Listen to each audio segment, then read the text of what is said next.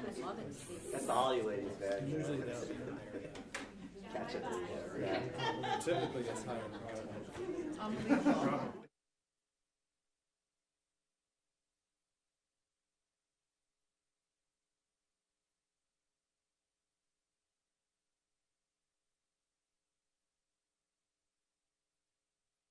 I'll tell you after.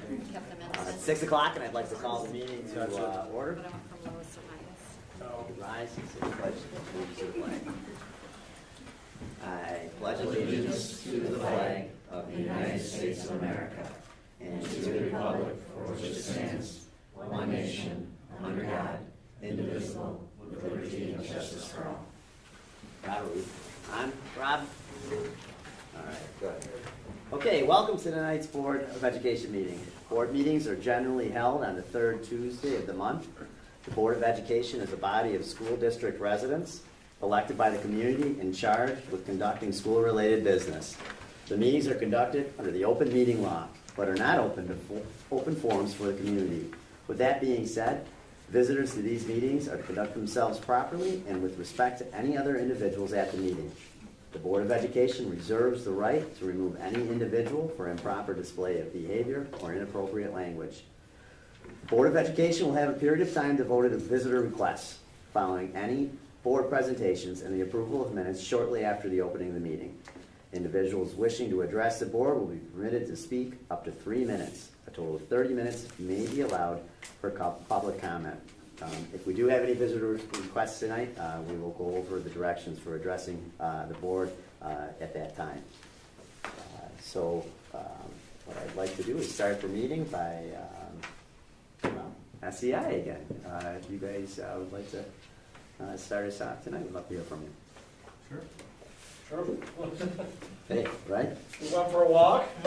We are now over here at the middle school and high school area. Within the next 2 weeks, we will be replacing the floor on the stage. Your spiral staircase will go in. Your sprinkler system will be completed tomorrow.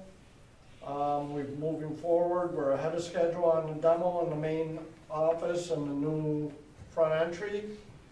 To date, really, windows and glass are starting to show up for that project. Planning on starting that like the second week of April. Get started on the windows.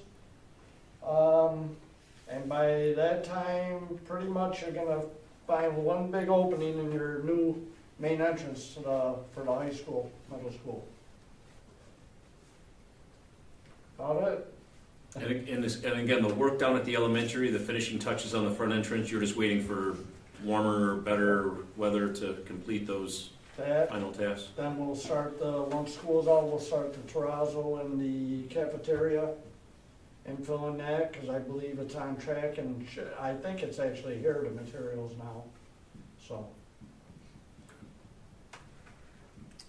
Most of the work up here in this the new main office and all that area has got to be complete by, the heavy work's got to be complete by July, because that terrazzo floor that goes in front of your auditorium and all that, it's going to take that amount of time from July through the end of August to get that done. So that's why we've pushed the schedule out to try to get all this main work done, so that the only guys in there are the terrazzo guys. That's it. Flooring for the stage. It's currently Luan, I believe. What are we doing with that? That's not going to stay Luan up there. You said you're going to work on the stage flooring. What's that going to? No, it's a. It's a masonite board that's yes. recommended for dance floors, and okay. work with Jordan on the material selection for that. So that's going to go over the Luan, or the Luan's going to come up and then it's that's going to get swapped out. Okay, yeah, because that's pretty. That's not that durable, right? And then the other thing too, when we got the bathrooms down here, there was a smell initially. You're gonna have a lot of smells. Yeah, right, but it was pretty pervasive, it's right? It's gone been now. A lot of moisture in those walls. You got. What was the cause of that? Pardon? What was the cause of that smell? Because that was a kind of a big. Well, some of it was because the plumber didn't cap off the pipes, A couple of them where you have your floor drains, what they call a dry drain. That happens over time. Your Sure. traps dry out and that's what the smell you get. That's nobody's fault because we didn't start the underground in there yet. And it seems to have cleared up pretty well, thank goodness, right? And Yep. it's just from the other night when we did the walk around to now, it seems like there's been a lot of demolition just in that bathroom. It's pretty amazing to see. Oh, yeah. Just, I don't know when we did that. Was that last week, Thursday? Tenth Thursday. Yeah, so just in a couple of days. There's a The huge demo difference. guys should be gone totally inside that area. We're planning on next Tuesday, or Wednesday, I'm sorry, next Wednesday. Then everybody's gonna start following right behind with framing walls, rough ends, and just keep on plugging. And the intent is to bring it to this corner. Mhm. Then everybody that's in 118, 120 can move back into their respective offices. Everybody that gets 118, 120 can go back to normal, and we'll still be working on the main entrance. How's the manpower been? I know for a while we were having a hard time with that. Is it Horrific. getting any better? It's not Horrific. getting better. Still fighting that. And it's only getting worse. No matter where you go, Yeah. what you do, it's getting worse. But materials seem to be, we're ahead on materials. Materials are coming, but the price escalation and getting things done lately, like I was telling you guys out there, I'll give you an example. Trucking for site work was at $100 last year, now it's up to $135 an hour. But all that stuff was locked in when we bid, Yes, so we're not going to be hit. no, you don't get hit for that escalation price. But it's anything going forward now, Right. That's what we're it's gonna fair game. So on some of the design items, as Mike said, we're moving along with coordinating with DGA's team for any questions and RFIs in the main office area primarily. There's a few color selections that we're wrapping up. In terms of the bathroom project, that's gonna be the alternate we're gonna pick up for the new bathrooms. We've got a plumbing bid coming in next week for that, so that should wrap that up. And then we're also working a little bit on the capital outlay project, which was the entranceway enhancements at this building. And that came in actually under budget, which is good, so we're moving ahead with that project and finalizing colors for ordering the materials, so that's going good too. On the safety report, I thought I would read something about the electrical disruption. My vision was somebody grabbing a hold of a hot electrical line and sparks flying. Was it not as bad as that, or what was that? No, it was an old Yeah. breaker that tripped, It and, was just a trip breaker was all it was? yep.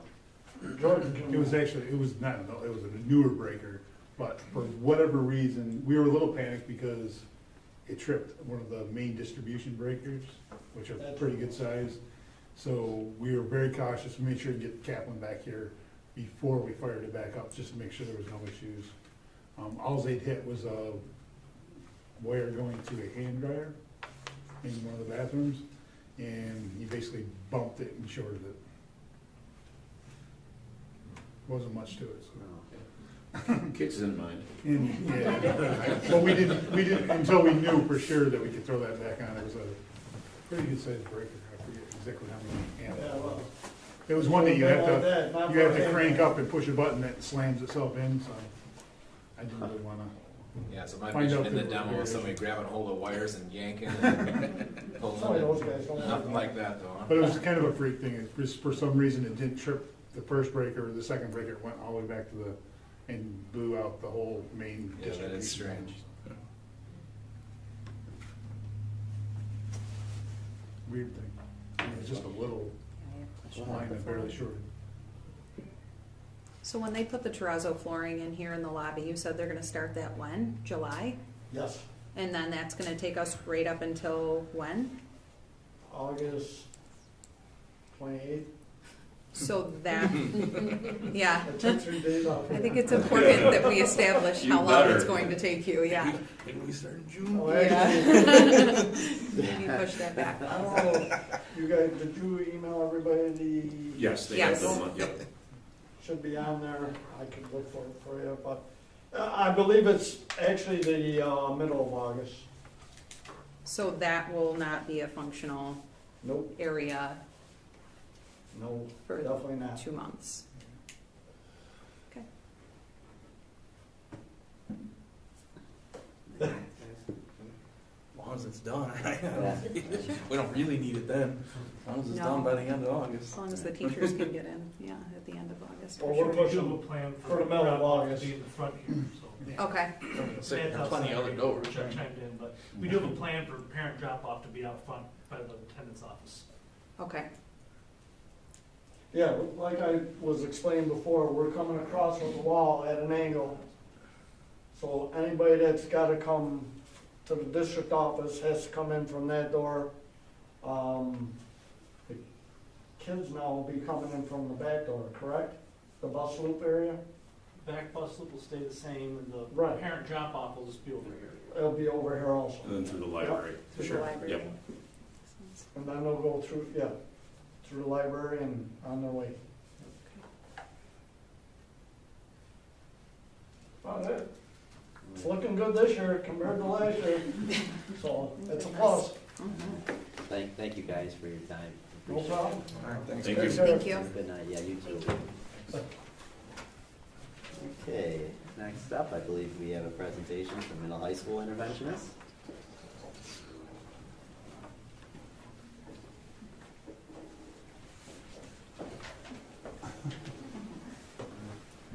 Well, hello, I am Carissa Santi, and I'm a reading interventionist.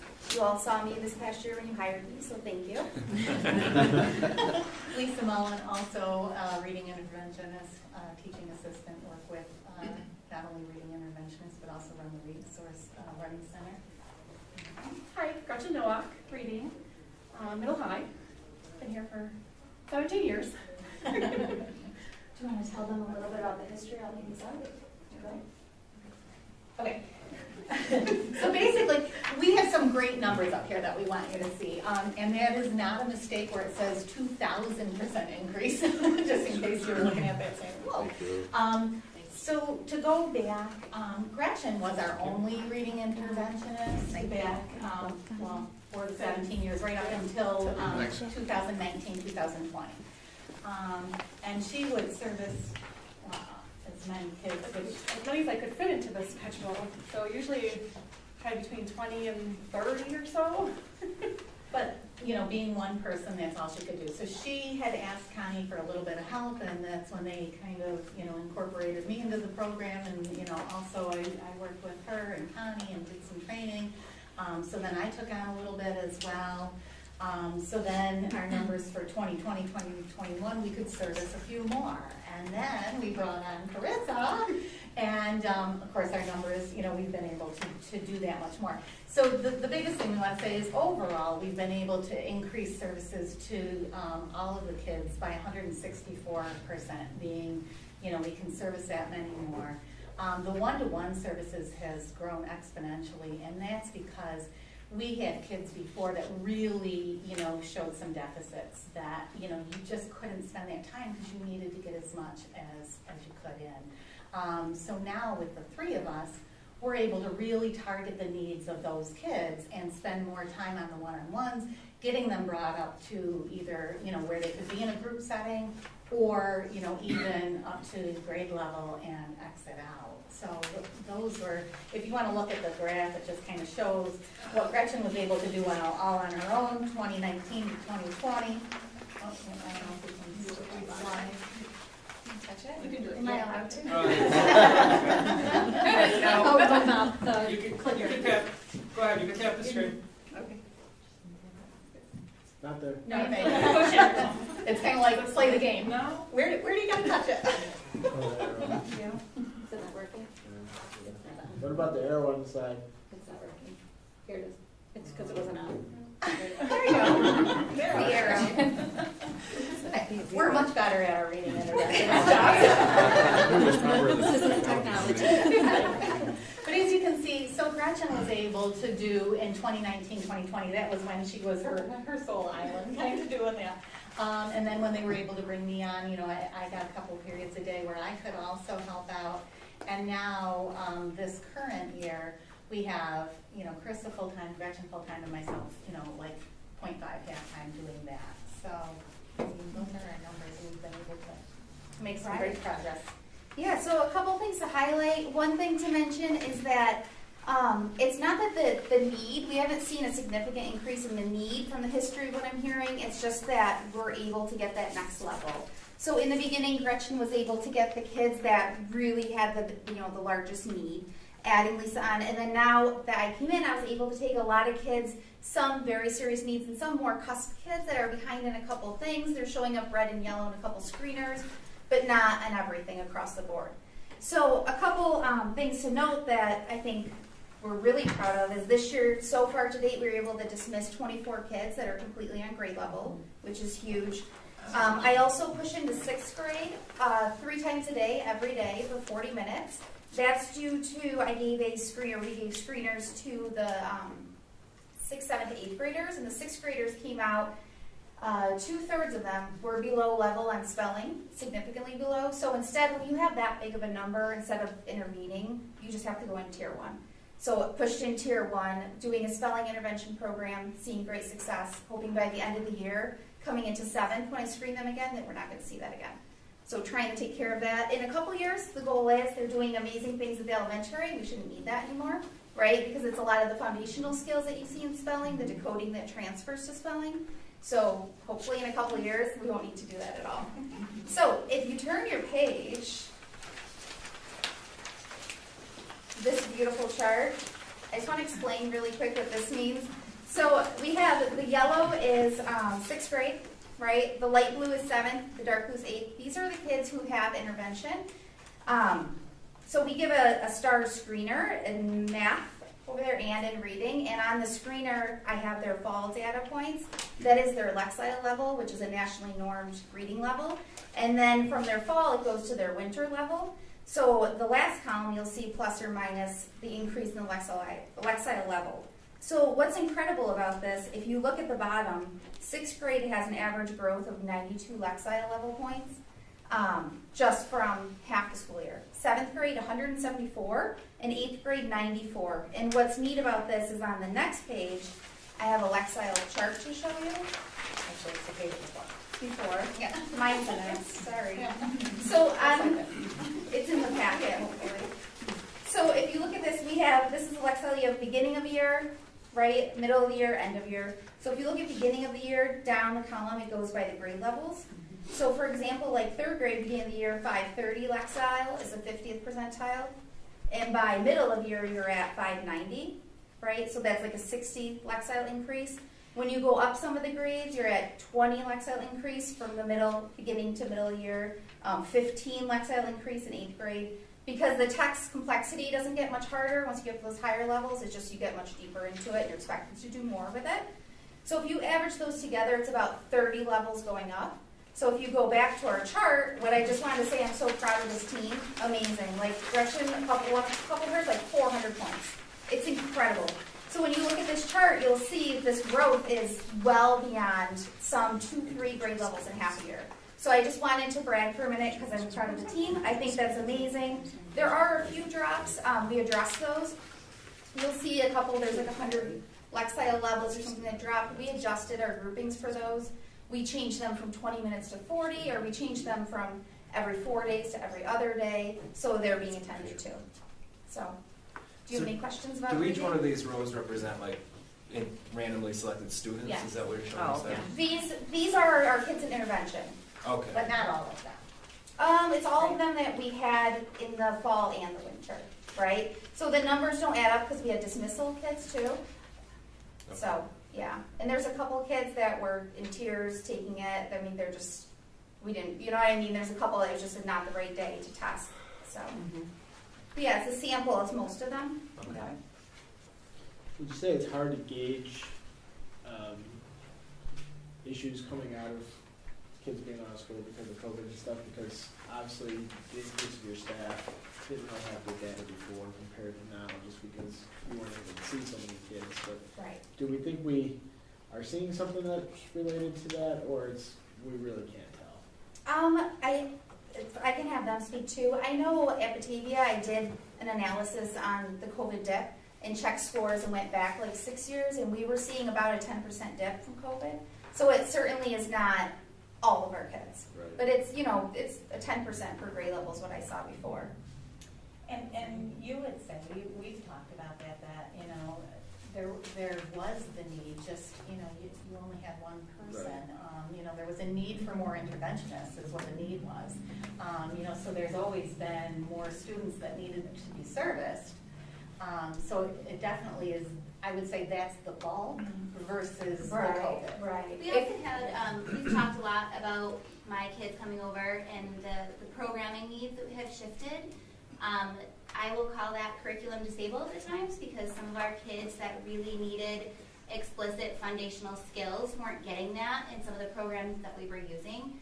So when Connie and I spent time and really looked at those programs, a lot of schools are really ditching the Lucy Calkins, and they've pulled away because they're realizing only a certain percentage of kids can really handle and learn in that style, and they're creating these huge gaps with our kids that it's not their fault, it's not our teacher's fault, it's the way the program is working, and it just failed our kids. So I know poor Gretchen kind of saw a lot of that as well.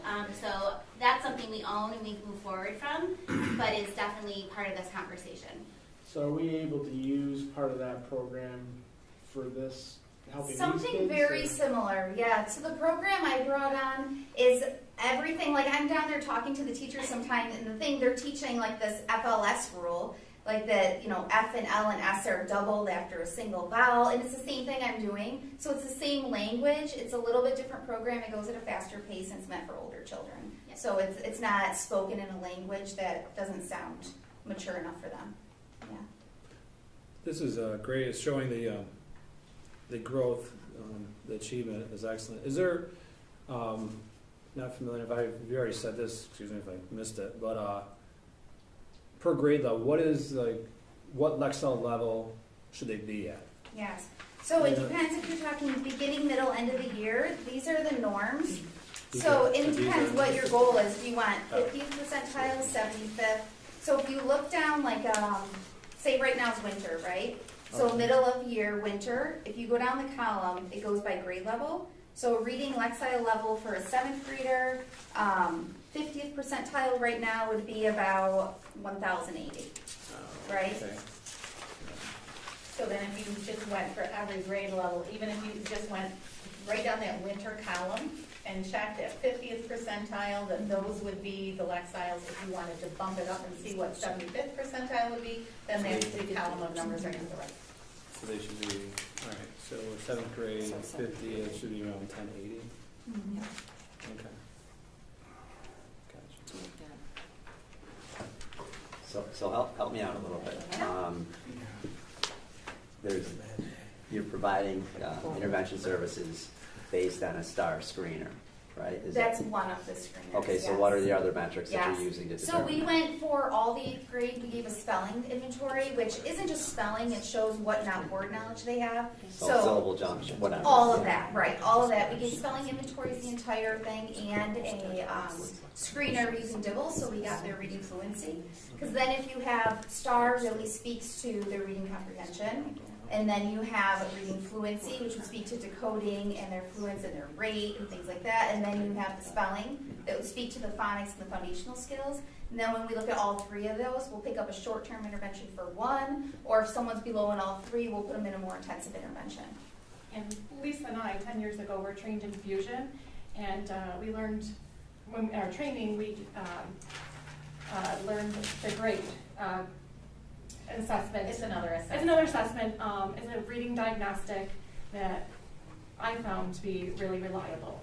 So if they score low on the STAR, okay, let's double check. Let's dig a little bit deeper and see, were they just slacking that day, or is there really something else? Yeah, we really dig in and make a goal-centered group. We really make sure that it's a need that the kids need. And to speak for my end, the grade, that fusion reading program we did do, it was 10 or 12 years ago. Oh, yeah. It's been quite a while. And that was another great program, and we found, success with that. But that was geared toward the older kids, which is who I tend to work with, more high school students. And that's where we found that the grade assessment is really helpful because, instead of doing just the, the other screeners. So we're kind of doing all of that, collaborating on all of those different assessments and screeners and looking at it to see what's the best option for these kids. So then how does that fit in the schedule a day? So you're pushing in the 6th grade, right? 3 times a day.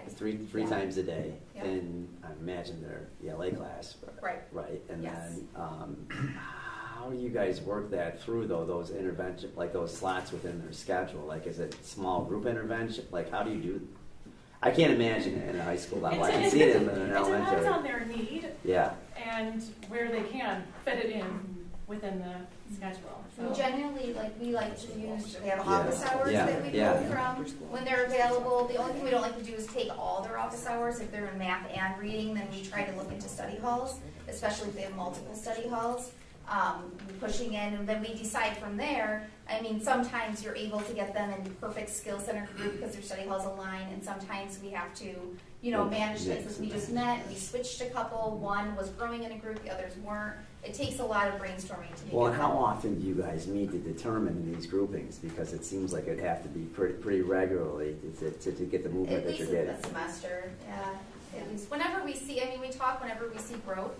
We're talking Gretchen will say this one's, made it up to this point. I want to move them to the next level. These two aren't, and then we just keep. It's a fluid thing, and they just keep coming in and out and switching as we need. Make sure the kids get what they need. And we've been able to do that, fluctuate with the schedule. So she pushes in, she's locked into those 3 periods Sure. a day for I actually for stopped ELA. pushing in the 3rd one because I had so many kids that still needed groups they couldn't get fit in. So because Kristen Crawford sees me in there twice a day teaching it, she was able to take that on too. So we're flexing as much as we can. So you have that.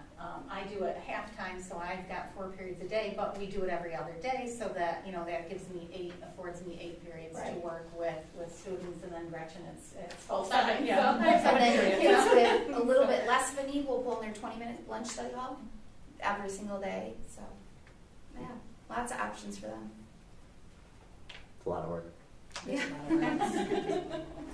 And a lot of, like you say, do we have planned meeting time? Not necessarily, but we're really good at, with We've become a great team. yeah, We Carissa really all have, the time. yeah. And if we, so we'll stop in the hall. Hey, we've got so-and-so, look at this is what I'm seeing here. What do you think? Can we switch?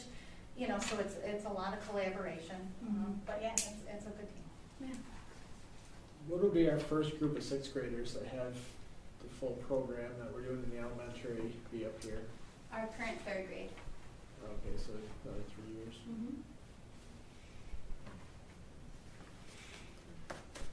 Do you have any questions for us before Matt? I think with that said, it'll be interesting to see the data. I know that's one of the things that we said at the So you beginning gotta of the save school this year is before we, we can, yeah, absolutely. We're gonna save it. There's just been so many resources and just evidence and measurable growth that's been lost during the COVID years. So this is great to see, and it will be great to see. I'm very excited to see 3 years from now. Waiting for a long time. Really waiting for this. So Ben, thank you for all your hard work working with the kids that you are now. Obviously, we all know that they're behind, and help everything you can to get them up. And I just want to thank all of you for bringing on extra help and seeing that, because I greatly appreciate it, and so do our students. Thank you. All right. Thank you. Thank We you. only have one slide. Okay. Sorry, we don't have a whole bunch of slides. We have this. So I'm Heather Gemion. I know you really like my last name. I'm not going to try I it. remember from the book. Go with that. So I'm the new hire. Thank you again. I'm Pat Trender. I've been here 21 years, and I started out as an AIS person, and I'm now the 8th grade math teacher doing this intervention part-time. So between the two of us, so really we didn't have years past data and numbers to share because there really was no math intervention team. So this year, thankfully, I had Pat, who has been doing math AIS, and so On and off. yeah, on and off for years. And really last year there was no services, so this year to even get kids in AIS and fitting it into their schedule and trying to get office hours to work and then working with the reading teachers. It's a juggle, and you're trying to move kids around, and some of our kids, I might start with them and I'll say, like, Pat, can you work with I have a student, can you work with them? He really needs one-on-one, and I'll take the 2 that you're working with. So there's a lot of movement in the puzzle pieces that we do have.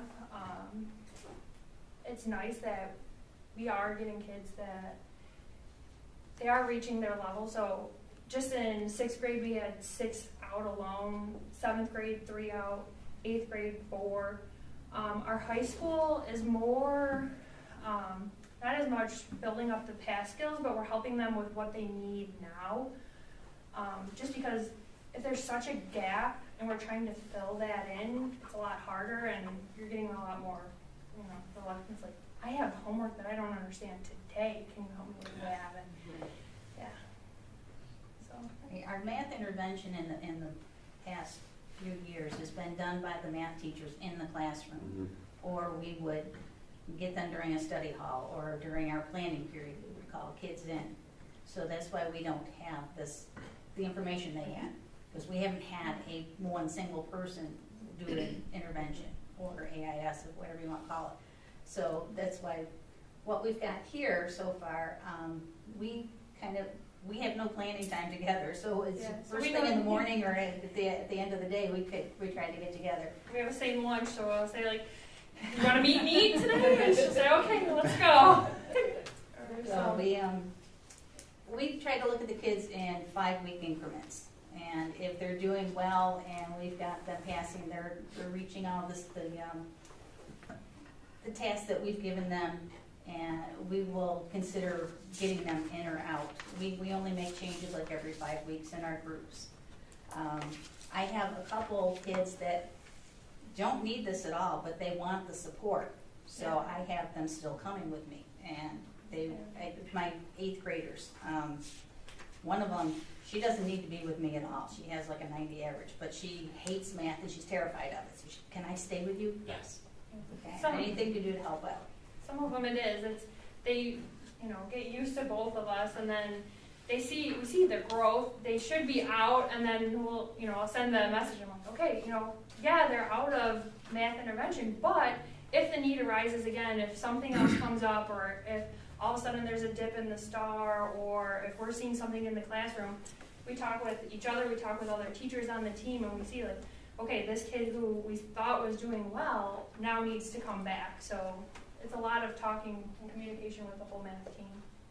And all the other teachers.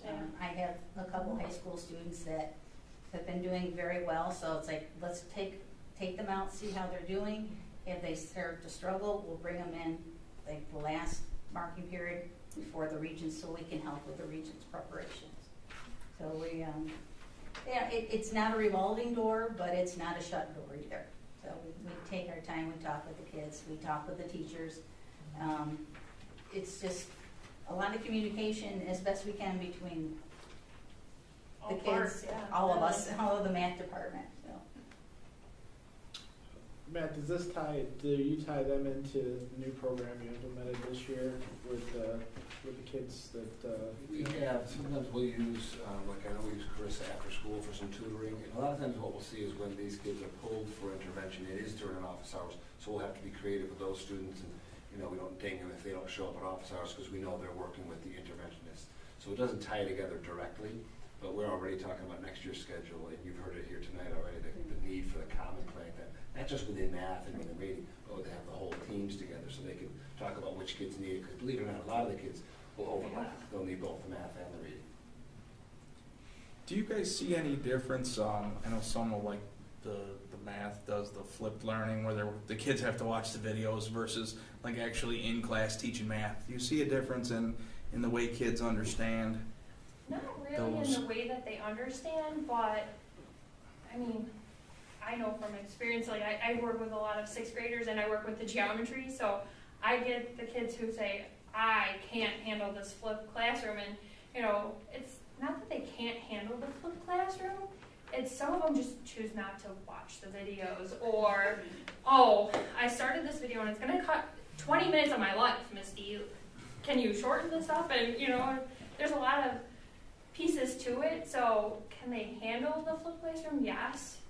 Some kids, yes, I agree, don't flourish in it, but they could. And that's what we're here to help them, support them. Gotcha. I started last year doing a flipped classroom. And after the first 3 months, I went back to in-class instruction. I was finding that with the 8th graders, they have so many things that they're into that they would be watching my video and copying it down, but not listening to a single word I said. Right, and if you miss one piece, it sort of is. Exactly. And they didn't even have headphones on or the volume turned up. So it was like, this isn't working. Well, that makes sense. I mean, there's different learning styles, there's different teaching styles. I mean, we all learn differently too. I don't think I would necessarily love to learn from a video either. I need to be in person asking questions if I'm not understanding something, so not typing it to somebody so I can understand that. I do have a question for you. Do you guys work closely with the reading intervention team? And I guess my question is, reading comprehension is a huge part of math as Big well. part. Yeah, so if I have a kid who's showing up in red and we're getting to word problems, some of my students, I'll say, okay, and I'll look We at share their, rooms. Yeah. She'll be like, come on, this vocabulary. Oh, so you just wheel your chair around. Yeah, we work. Yeah, we share a room, Chris and I. So I'm always like, oh, here we go, word problems, Miss Santee. So Yeah. And we do talk, like, you'll see the same thing with the Spanish teacher too, and with math, they'll say things like, I'm seeing a language barrier in this sense, or in this sense of comprehension. It does all tie together. Mhm. Yeah, absolutely. And they do bring it up, yeah. And we have some kids that do great with the computation, but as soon as you're saying The it, word it's the problem. word problem, Right. they just fall right flat on their face. And I don't know what it's saying, I don't know what I'm supposed to do. So it's tricky. One of the things that we did this year, we brought our math team and our lit team back to 8th grade, but we've also given them time. They just recently had my math interventionist meet with math interventionists, and same for the reading team. So we're trying to bridge the gap that way as well. So we're going to continue to create opportunities for them to have some half-day planning where they can really get together, talk about some different programs for different grade levels, what's working, what's not, and kind of attack some of these concerns that they're sharing with us. So I think that last day was a little dabble, but definitely something that Matt and I need to continue to foster that time for. Good instruction just doesn't always happen on the fly. It really takes a concerted effort to work together to be able to implement a plan that's going to be effective for these kiddos. And you guys are right, across is back and forth and in and out a lot of times, where it's you think you got a kid ready to go out, and then and they're back. So it's really nice that you provide that support and that comfort to them, like a safety blanket almost. And for the 6th graders' case there, she'll probably do just fine. But the idea that you're there to support her or whomever I think is really, it's great. And the idea of the flip grid is something we might come back to. Not the flip grid, but the flip classroom is an idea that is curious to me. I don't know. I've seen it come through at home where sometimes it looks like it sort of makes sense, and then other times it's videos that just somebody pulled off the internet and threw out there, and I think that makes it to me makes it difficult, to be at home attempting to understand a video that isn't your teacher, that isn't I don't know, but that's I was wondering if you guys saw any discrepancy really, with kids finding that difficult.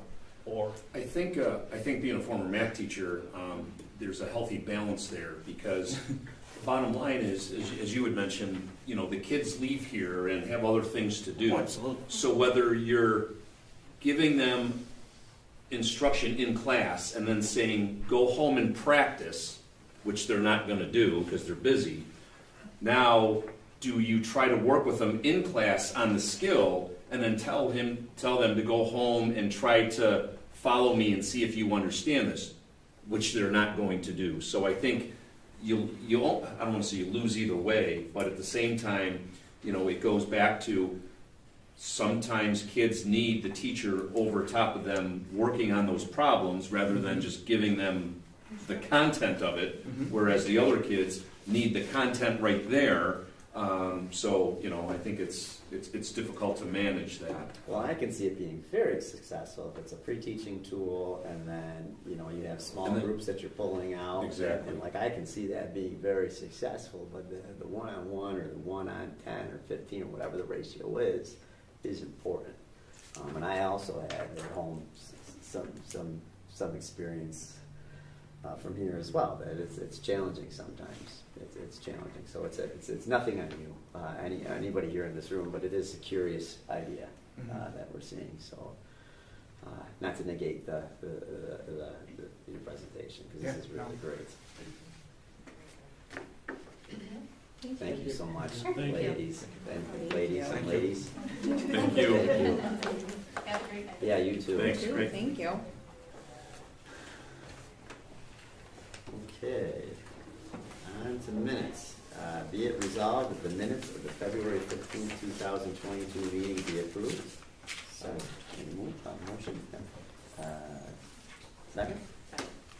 Any discussion? All in favor? Aye. Opposed? Motion passes. Caroline, did we get anything for visitors? No. Oh, okay. So move on to the approval of warrants. Be it resolved that after an audit of the bills, payment of the warrants, and internal claims audit reports be approved. Can I get a motion? Second. Any discussion? All in favor? Aye. Opposed? Okay, motion passes.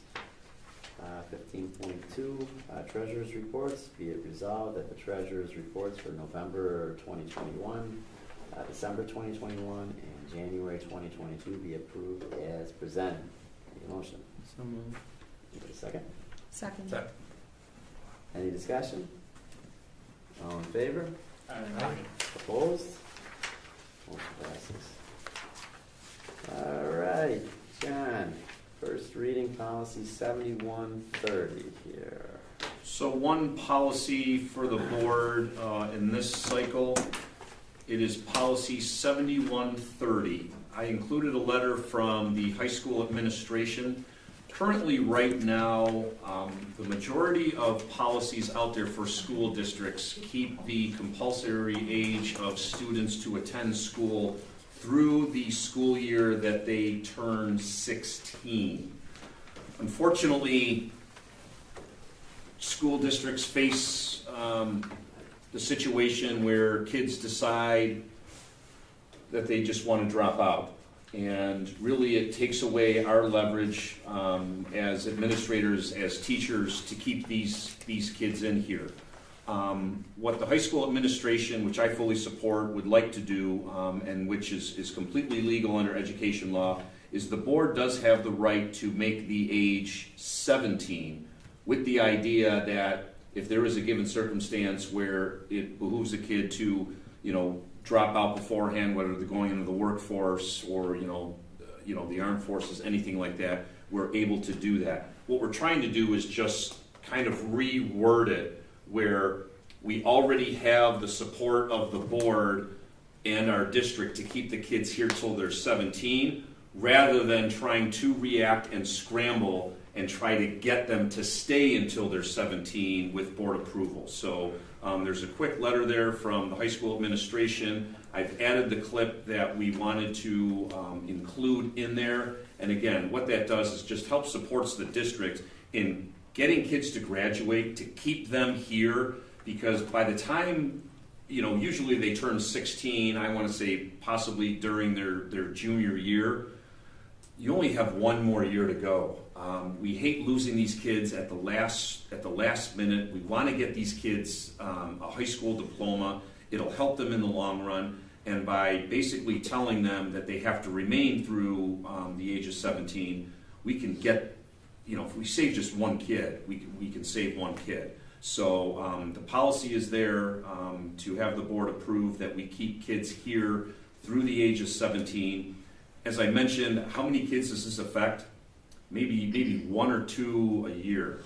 Matt can speak more to that, but really it just gives us the idea that we want to get these kids, with a high school diploma and keep them here and not just have them, drop out without any, sense of support. And, I fully approve of this.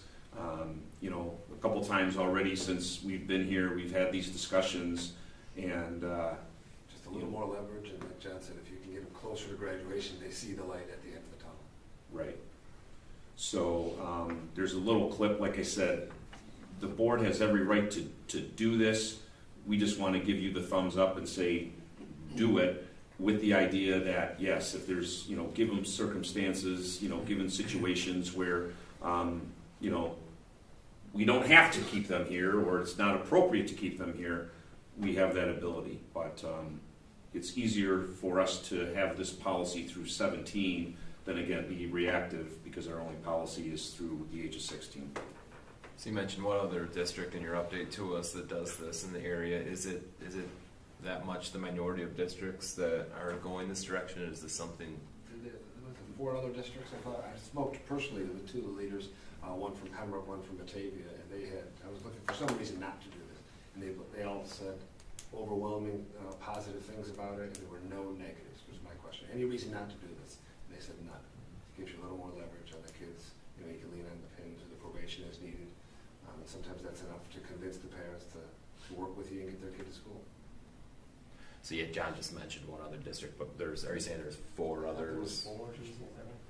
Yeah, I mentioned the one, and actually the clip that I took right from their policy manual, and then just double checked with our. So I think Pembroke had 100% graduation rate a couple of years ago. Is that? We wonder if these kind of things relate. Virgin, I know, had 100. I don't know if Pembroke was quite at 100, but these are all the tools at our disposal. We'll use them as needed to get our graduation rate to 100. That's the goal, at least. It's got to be easier to allow a kid to go than it would be to try to force one to stay. Correct, and that's the exact purpose of the policy that we have in front of you. It is the first reading, but it's just really kind of tweaking it to support the high school administration and our need to keep kids in school.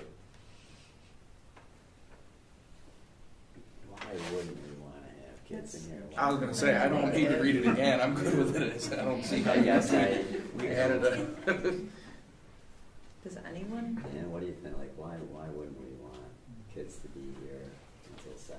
Can you think of a counter argument to that at all? Other than why wasn't it written that way to begin with? Yeah, I guess I don't understand why this wouldn't have been. I'm sure back in the day, a lot of kids made it to 16 and they worked. went to work, and that was, so it's probably one of those policies that's just so outdated that, I'm sorry, I should have looked this up, but what's the task program? The superintendent? Task is the old GED. Right. That's what it is. They renamed the acronym. So there you go, right? Yeah. it's not good enough to do it anymore. And again, this still gives us the capability that if there's a situation where it makes sense that a child is going to leave. Correct. Yeah, exactly. Sure.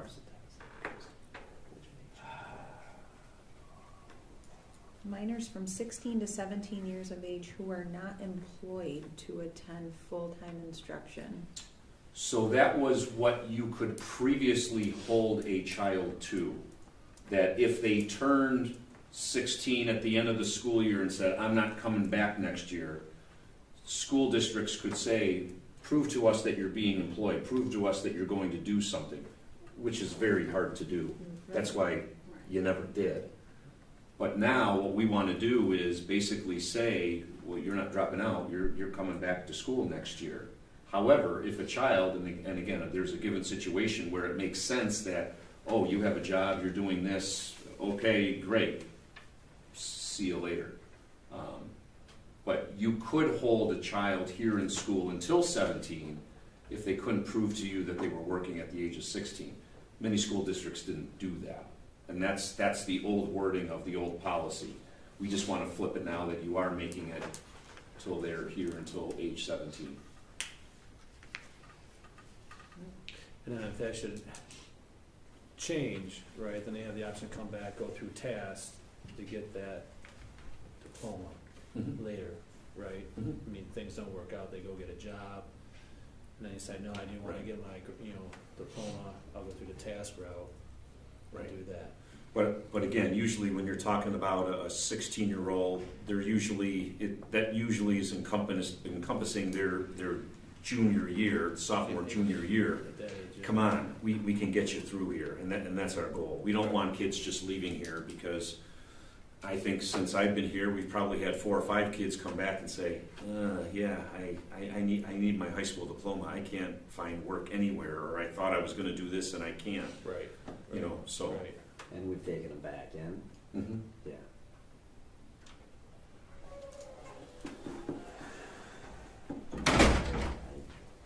We would feel comfortable.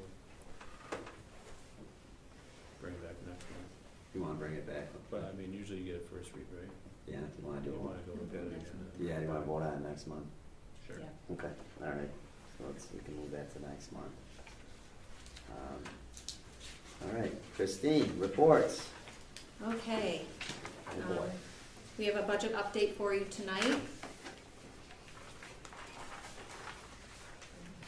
Tonight, I just want to go over, kind of give you an overview, restate our priorities. Some of this stuff's been presented before, might be redundant, but there are some updates that are important.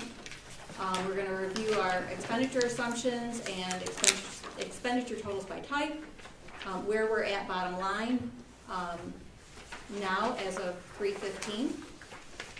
Give you an overview of revenue and some changes that came about regarding our revenue through state aid. Take a look at our tax cap. Talk about scheduling a budget workshop. That was something we did last year. It was very helpful, and I think for new board members especially, I think it's a good process to go through. Next steps, and then talk about next steps in the budget process, and dive a little deeper into the maintenance position and the rationale behind it. Because I know there's been some questions on it, so I'd just like to talk through where our heads are on that. Again, some of the stuff we've presented before are priorities from an instructional standpoint, supporting our literacy and math initiatives, providing students with multi-tiered systems of support, academic, behavioral, and SEL is in full mode right now at the high school and middle school and elementary school.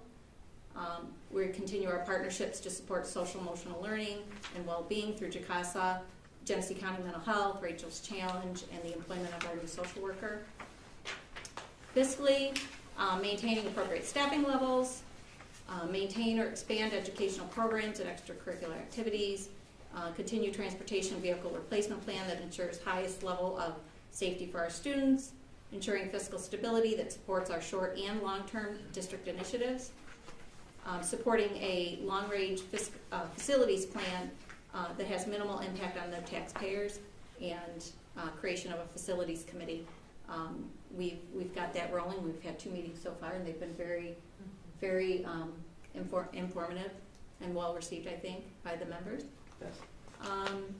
And supporting student and staff technology needs. Some of the assumptions for the expenditures we talked about again. Our salaries are basically per employment contract, or for the managerial confidential staff includes 3% anticipated increase. Staffing needs that we've identified is the addition of the special ed teacher at the elementary school, the addition of a maintenance and buildings and grounds position, and the secretary and the basically to be housed in the guidance office. You saw that set up tonight. That has come about as a creation of the segregated counseling suite and the identification of other administrative support needs in guidance, operations, athletic director, technology, transportation, better support those. I did do a survey of other districts in the area very briefly this afternoon. I said, hey guys, how many of you have a guidance secretary? And 16 of them came back with yes. 2 of those had a shared position. It was a guidance half-time and half-time curriculum and instruction support. And Christine, that's in this region, that's like Bergen. How many Yeah, it's districts? ours, 16 GB, BOCES. How many? 22. 22. So 16, and they responded pretty quickly. The other 6 probably would have responded, but I mean, caught them at the end of their day. So, same back to benefits and health insurance. I settled, I think, on 12.5% is the increase you'll see in the budget. TRS rate ended up being 10.38, so it's in that range. Our ERS rate is 11.6, which is down from the prior year. We want to make sure that we can bring back some professional development staff that has waned over the years due to COVID. Equipment was replacing 2 full-size passenger buses at $290 minus the estimated trade-in. The outdoor PA speaker and strobe notification project. Again, that's BOCES-able, so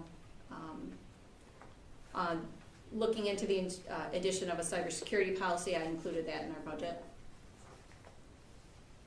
Capital projects overview, very brief. Obviously you got an update earlier on our current capital project. The plan is next year to continue with the $100,000 capital outlay projects. This year's projects, the rear bus loop and athletic entrance at the high school. Just waiting on some samples, and we did get a quote finally on that. So it looks like it's actually going to be a little under budget, so we're able to use the rest of that $100K towards some flooring, because the way we wrote the resolution. And you might as well do it, use that full $100K because it's 93% needable. And that has to be in that location, right? It has to be, yep. It can't be outside of that entranceway, right? So we said it's at the building level. So each capital outlay project is tied to a building. So Okay, the way so we not wrote the it was location, but the flooring building. within the flooring needs within the high school. So we weren't sure where those quotes would come in. If they came in low, we wanted to be able to have that flexibility to make sure we fully utilized that funding. So we're shaking out the numbers now. Might not be a large project, but it works out something that otherwise would have been paid for 100%. You said it's 93%? Pardon? 93%? And it's 93.3% aidable. That's our aid ratio right now. So. One of the things that I want to mention to the board is that in future years, they're looking to make that $100,000 into $250,000 capital outlay projects with a maximum up to $500,000, I believe, over 5 years. So that will suit us well if that goes through and that's the case. That first year, you gotta find $150,000 in the budget though, because you're not gonna get, the following year you get that back. Up front, correct. Yes, right. But once you get in that cycle, like we are right now with 100K, so right now I'm getting aid from last year's that covers most of this year's. So yeah, you're right, it's that first year you take that bite, but after that, and as the legislation comes out and we get more details, there's talks of combining them, doing multi-year projects. So I think it's giving some flexibility. It's hard to get a 100K project done in 12 months. From the time Multi-building, or building too, so it wouldn't be per building. isolated to one building, we do district-wide projects. And Jordan was on the legislative advocacy team that talked to all the legislatures too about that. So he's pretty well entrenched in that. So. And then next year's project that's on the budget is to do the gym bleachers and the divider at the elementary school. Can you remind me on the rear bus loop, because I'm sure you've told me 3 times before, the rear bus loop and athletic entrances, what exactly? So it's to enhance those entryways. It'll bring lighting. The doors will be framed to match the front entrances here. So right now, one of the hang-ups we got is the color's a little bit off with the sample that we got, but they'll be labeled with what's at each door. So athletics, aquatic center, and then just student entrance. Right. So there's 3 entrances. It's confusing, man, when you go back. So when you park out back here, which most people are parking back now, you just see a brick wall and you don't know what door goes into what. Is it door 14? Is it door 15? Right. So now this green door, that green door, this green door. This will be blue and yellow. So we're labeling the doors and making those entranceways a lot nicer to look at and enter through. Yeah. What's the timeline on that one? They need to be completed this year. This fiscal year? By June 30th. So we need to have all, Yep. well, and that's the problem. By the time you send it to SED, you get your approval back, you send things out for quotes and bids and pick the product. And then when do you do the work? If it's outside and you're in Western New York, are you doing it outside in January, February? So you really can't do some of this stuff outside. So it really gives you a tiny window to do it. You don't have most of the work, capital project work for districts are done in the summer when the students aren't here. But with capital outlay projects, you can't even get started that first summer, and it has to be completed by the next June 30th. So they're a little bit of a struggle to get completed, but we're hoping to have everything done by June 1st so that we can have everything submitted to the state by June 30th, and so that gets in for aid next year. An overview of our expenditures. This did not change since the last presentation. Everything's still the same at $23,686,856, which is a 10.91. I thought I made an edit to this presentation, but that percentage is off a little bit.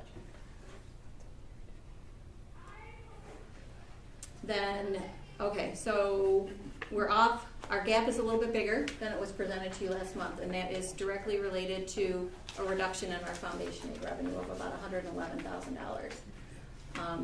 The budget the governor's budget back in January was based on, so they had a promise to fully fund foundation aid. Last year we got half. We were going to get the other half this year. There's so many factors, and I'll go into some of the detail, and you'll see what it is. But there's 70 factors that go into how your foundation aid is calculated. Everything that shakes out in February, there was what they call as of the February database.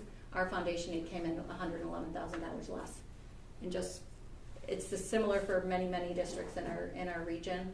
I have that data. I don't know, Dan, you're probably going to hear it from some of the other business administrators. But a lot of our districts are hit with the same way. And again, I'll dive into what the details behind that are. So what that does from the revenue side, our revenue is going to be $23,525,229 with a 10.16% increase from the prior year. And again, one of the biggest jumps in our foundation and our state aid is relative to the capital project aid coming in, building aid. And again, you'll see that the $308,000 increase in pilot that's coming in from this plug tower. You don't have any updated property tax? I will, and I plan to give you guys that at the budget workshop. I have an update of what it would look like if we go at 0, 1. No, because the property value is going up. How much more will we be getting property taxes this year? I asked Lee. Lee was going to look into it and call the town and find out when those numbers will be available to us. The numbers that I use for my projections of the rates that I'll show at that workshop right now are set at last year's numbers. But you're absolutely right. If we get that information before that meeting, I can update that and share it at that time. I think she said she thought maybe April, May, but I don't know. That may be available early. Again, revenue from a state aid perspective, we won't have the governor's budget the legislative budget until April 1st. And then I also want to talk a little bit about the tax levy considerations. Again, we'll be having the workshop and we'll dive into that a little bit more at that time too. Foundation aid was in January was at 9.6 million. We're now at 9.5. Basically, the February database updates information from the aid runs produced for the executive budget in January. Typically, unlike the executive budget runs, the February database is based on current law, the April 2021 enacted budget last spring. So it includes the foundation aid phase-in. So last year they were going to make us whole 50% last year, 50% this year. So it includes that phase-in, but not the governor's proposal de minimis increase. So right now, what ended up with us, with all these other factors, and again, I'll show you the slide coming up, some of the key changes could include inflation data, school district data from SAMS, updated enrollment counts from CSRS. This is all data that impacts our aid. So we were scheduled to get the 50% full at phase-in at 344, and we're only going to get 280. And I did call state aid planning to confirm what do they think, do they have a finger on the pulse, and do they know what is going to happen with it? And they said go with the lower number. Really? Yeah. So, foundation aid, it's based on a calculation that is recalculated on a regular basis. It's been in place since 2012 and hasn't been updated. This formula hasn't been updated since then. It's a moving target. There's 70 plus data points that affect the calculation of it. Again, I'll show you the formula. A lot of things you need to look into in it. Is our data accurate? Are my projections accurate? Are there long-term trends in my district and enrollment and ELL that could be impacting these numbers? Are there sudden changes in the district for reassessment? A lottery winner in the district can throw wealth ratios off and income ratios off and make it so that we would get less foundation aid. So nobody play the lottery. And if you win, you better change your address before you disclose them. Other factors outside of our control, like CPI and changes to statewide average, and they're utilizing poverty counts from the 2000 census. It's pretty outdated. There's talks to if they reformulate it using free reduced lunch percentages, because ours is more than that, the census data. And I think all districts. This isn't just us. This is impacting other districts. This is the formula. Right? Who can keep this straight, right? So some of the things that we have control over are in green there, what we submit as far as our statistics for our enrollment, enrollment counts, demographic counts. And that's all reported in the fall. Some other things that are affecting it and might affect this number is if they do recalculate it using the new CPI number of 4.7. When it was first calculated, it was on 3.3%. So we might have a little bit.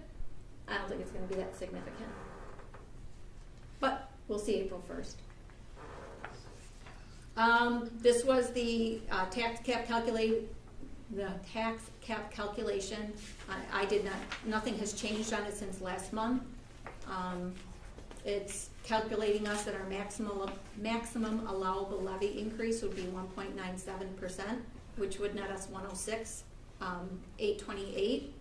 I gave a couple of options, 0%, 1%, 1.5% would do for us.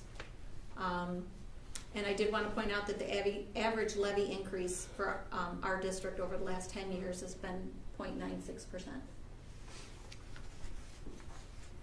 I did show a little forward looking, and again, we can go over this at the budget workshop in more detail. I can pull this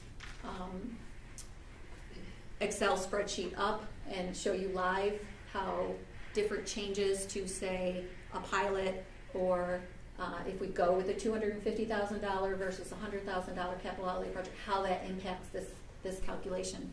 But right now, all things being equal, next year I look at a negative 2.73.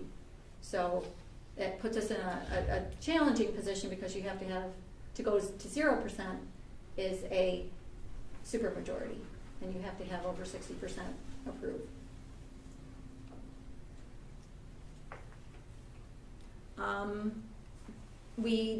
There is a survey of Genesee Valley BOCES districts. I kept their names off of here to protect their innocence. But these are all in order of what they're going out for the tax levy increases, what their plans are. There's one district going out negative, two that with us that I have on here that at this time have said that we would be going out at 0. But the other 8 districts are going out anywhere from 1.75 to 2%. The average increase, of course, it averages in the negative and the 2 zeros. The average levy increase is 1.31%. That's good comparative data here. Thank you. Budget workshop, again, I think, we can modify, adjust any, agenda that you wanna, anything you wanna accomplish. I don't know, those that were there last year know that, it's fluid, and we can, take it in whatever direction you guys need me to take it in, but I thought we'd talk about, the tax levy, look at live data on the tax cap calculator, take a look at the impact on the tax rate and bills, and hopefully we have, more current assessment data. Look at things historically, and also do maybe some forecasting. Look at our fund balance and reserves, and how do we talk about planning for our next, capital project, and making sure that we have, money in the capital reserve for that. I threw out some dates that I know that John and I are both available. At this point in time, unless John doesn't have something on his calendar. No, I just noticed the 12th and the 4th, that's our Spring break. So that might not work. So the 5th or the 6th. You're not available? I didn't know if anybody. Spring break, John? To come I'm out of here. and do budget workshop. You need to put that on the calendar. I don't know if right now, if you could take a look at your calendars, if you're available on the 5th or the 6th. It won't work for me. You're saying preferably the 6th. Is this a one day, 2 day? We could do. I think last year we did a 1 day, It was a and I one. think it was like an hour and a half, 2 hours, and I think Evening hours? after that, if we decided we needed another one, we did, and I don't think we did. I think everybody was comfortable with the information that Yeah, we we shared. can decide if we want to meet again. The April 19th is when we have to approve the budget. To be able to meet the deadlines that we have to meet between April and May. So April 19th is the approval date, that would be the next board meeting. So anytime before that, we can, if we feel that one isn't sufficient, we can do 2, but I think one will be. Are we talking then the 6th? And is there a time of day that works? When's our library board meeting? Is it 6th? No, it's following week. All right, so it doesn't matter. And break? Yeah. So the 6th? See, is that what 6 work for you? I can do 5th or 6th. Jeff? Probably either one at this point in time. For you? Same. Yeah. And Jackie's the only one, you said the 6th is preferable? Preferably, but if I had to do this, then I could. Well, let's shoot for the 6th. Yeah. Do the 6th. Yeah, Six why wouldn't o'clock? we? Yeah. At 6 o'clock? All right, we'll put 6 that to on 6. we'll put that on the schedule. Again, talk to next steps. Sure. Picking a date. The legislative budget comes out April 1st, so I'm really kind of hoping to have some good numbers for you at the budget workshop. April 19th is when we do the final budget presentation, we adopt the budget, and we approve the property tax report card that's associated with the budget. And then, of course, the budget vote is May 17th. Okay. Any questions on budget before I dive into our maintenance grounds position? So Jordan's here tonight to help too, to talk to some of these concerns. We've since, and John will say it, and he's been here longer than I have, and since I've been here, we've noticed that there's a need, at least from our maintenance and ground staff. We need extra support. I see the tickets that come through. I see things that people say, this isn't done, that isn't done. And I know these guys are working. I know they're working hard. So one of the things we decided is, okay, so why isn't it working? Let's look at the justification behind the numbers. Where's the numbers to support it? So currently we have 2 ground staff and 1 maintenance person. And I'm really focusing on the ground side because that's the statistics I was able to find, like APPA standards for, which is the Association of Physical Plant Administrators. That was where I could find that. So I'm really focusing on the ground stuff because honestly, that's where most of the complaints that I would see coming in are. And again, no reflection on the staff. It's just there's just not enough hours in the day, and not enough men on the job. Total acreage for our district is 70. We have 2 grounds personnel maintaining that. That means our average grounds acreage per grounds personnel is 35 acres. In that scenario, that department would be able to maintain an APPA standard of level like 4.5, so a little over midway through the level 4, which is a moderate to low level. And I've got some descriptive information afterwards to describe what does a level 4 moderate low look like. The proposed staffing would be adding another grounds person. We want to call it technically a maintenance person, and the reason being is that it gives us a little more flexibility. They can do some maintenance work, but it also has flexibility in the job description with civil service for us to be able to give them responsibilities in grounds. But the predominant work that they would be doing is grounds. And there, it gives us flexibility too on the rainy day when they need to be inside, and there isn't mowing to be done, or there isn't extra plowing to happen. We have something for them. So our total acreage, again, if you do the math again, it comes up to 23.33, which puts us still in the moderate low level. So right now we're at the minimum level, and this puts us at moderate low. Our current maintenance staff, we have one maintenance staff. Statistically, we have 260,000 square feet with one maintenance staff to maintain that. The additional one FTE as a maintenance position, again, I mentioned this gives us flexibility. Primary responsibilities would be shifting depending upon the need. Like in the grounds, extra work with plowing in the fall, spring, summer, and fall. Grounds, maintaining our baseball fields, football fields, all of the outside areas. And again, maintenance, this person would also serve as a backup to existing maintenance staff, to our existing maintenance staff personnel, and they'll be able to do more preventive maintenance, and we'd be able to increase our service levels from where they are right now. The other concern that we have is we do not have substitutes. If somebody calls in, we are short. You also throw in COVID, you could easily be talking 5 to 10 days where someone may be out. And we did experience that this year. And we did have that experience this year, and you scramble. Later on in the board agenda, you'll be accepting the resignation of one of our groundskeepers.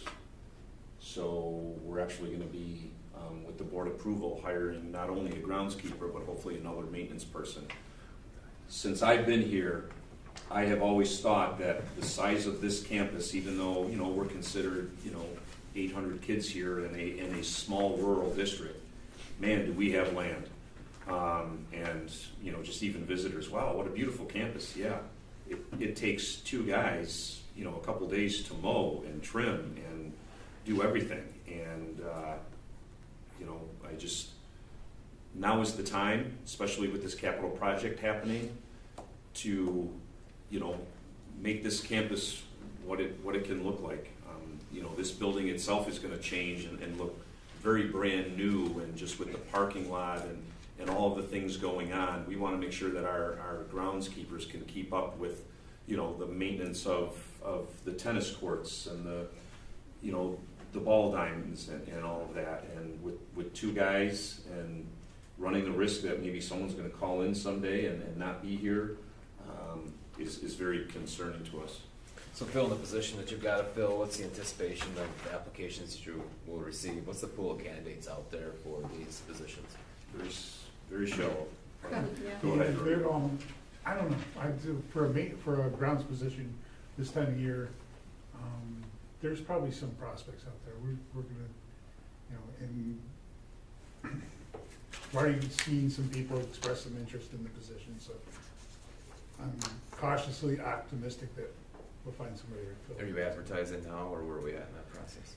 We do the internal posting first, and we're working on advertising it for the external posting. So, we usually give a week for anybody in the district to apply. These are 12-month positions? What's that? 12-month positions, It's 12 yes. position, yes. And the one that's being proposed, the additional one, is also a 12-month position. The APPA, that's the formulary for based on the square footage and so they have different criteria. Yeah, this one's for acreage. They have another level chart for cleaners, custodial staff. Right. But they don't have one specific that's exclusive to maintenance. They kind of lump some of that in to other things. So that's where it projects out the number of FTE you would need to service the campus itself. Yep, so basically you would take, just like we did here, you take your square footage divided by your number of staff, come up with your square footage per staff, and that would plunk you into one of their categories. I have all that documentation, for the cleaners. We didn't pursue that. I know that there are, I'm guessing we're probably in a similar boat in those positions, but this was the most pressing need. We do not have a backup if we're down a person, and we do have, like I said, for the custodial tickets that I've seen that go through, those are the things that I think we need to focus on, is our grounds and maintenance. What's your projected pay rate for this position here? Maintenance. Is it an hourly position? Yeah, the maintenance positions, the starting wage for our maintenance right now is $17.50 an hour, so. And is that the same as the one that you're also gonna be advertising here?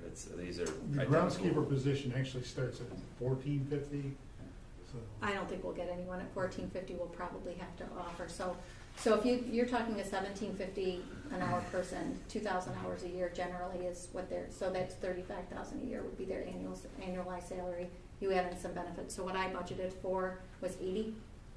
It's probably a little heavy, and that includes, like I said, that's benefits and salaries. So the salary piece was $35. So you're more than double what you're saying. Oh to yeah, come up with the- Our benefits rate's about 41%. So And unfortunately, I rounded. I figure, if there's you've got anything like overtime, anything like that. So Have we been doing just a ton of overtime to get all this stuff done? I mean, how much have we've been really- doing quite a bit of overtime this year to get stuff done, and we got a really, my ground staff, John Mullen especially, is very, very good at prioritizing, getting things done. He's very meticulous. He knows what he did last year, so he knows what he's got to do this year. He plans for that, and he does an awesome job. But there's just things he can't get to. There's only, there's things with two of them. They just can't get to everything all the time. They have been working quite a bit of overtime lately, just to try to keep things going, which is normal. It's normal for the ground staff to work some overtime. So if we look at it though, as adding 80,000, are there certain things that maybe we can look at possibly contracting out to, rather than taking on the commitment of a long-term employee? Yeah. Are there some things that we might be able to contract out that would lighten the load on the other guys? I've looked at contracting for some things. I know school districts, some school districts have looked at contracting mowing, contracting plowing. Right now, those are very, very expensive. It's just not, it's a lot cheaper to have it if you can have in-house staff doing that. And plus, another thing we do, and another thing to make that a flexible position that helps, is that I can keep people, like John Mullen and John Draper this year, I kept them busy all winter long, even if it didn't snow. They were inside doing projects and stuff. And John Mullen takes care of cleaning the pool, scrubs the gym floor after basketball games. He comes in 4 o'clock in the morning, takes care of a lot of those just daily items that, it helps lighten the load for my day crew and keeps us caught up on maintenance. The other concern too is you need to be careful that you're not taking work out of someone's contract, because that could leverage a grievance. So, obviously we have, maintenance and buildings and grounds guys, and if all of a sudden you tell them, hey, we're gonna hire someone to mow and snowplow, you're really taking work away from their unit, and that could leverage a grievance. Not that I'm saying that you can't, but there's more to it than just saying, all right, don't worry about plowing, we'll do it, And for instance, with snow plowing, it's, when you think about contracting that out, we're plowing snow from 4 o'clock in the morning till 5, 6 o'clock at night, a lot of times when it's snowing. In a normal normally a person would just have one plowing a day. We're not doing one plowing a day. We're continuously out there. We're continuously working on sidewalks. We gotta keep the place safe all day long. So it's expensive, very expensive to contract that. So, oh, I'm sorry, go ahead, Jordan, go ahead. You're paying a higher wage too, because your contractors are not gonna bring people in for minimum wage. Those guys are gonna be getting. Right. Well, the hard part for us is creating insurance and everything else on top of it. Exactly. So if we're hiring, it's sort of a slash position. You got maintenance at $750, grounds at $1450. What are we looking to pay this person per hour? We don't think we're gonna get someone at $14.50 an hour. Probably This would not. probably be at least $17.50 an hour. At least $1750.